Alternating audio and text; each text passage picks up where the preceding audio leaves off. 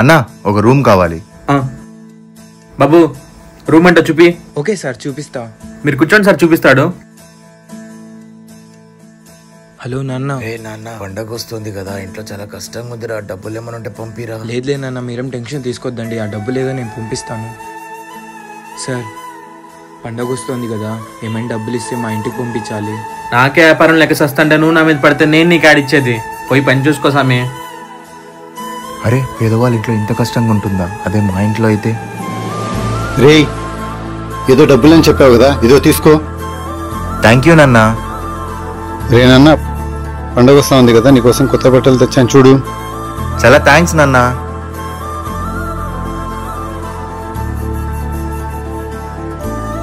బాబు ఇక్కడ రా, ఇదిగో ఈ డబ్బులు పెట్టుకో. అయ్యో మీ డబ్బులు ఏమేంటి, మా ఓనర్ తెలిస్తే తిడతాడు సార్. నేను మీ ఓనర్తో చెప్పనులే, తీసుకో.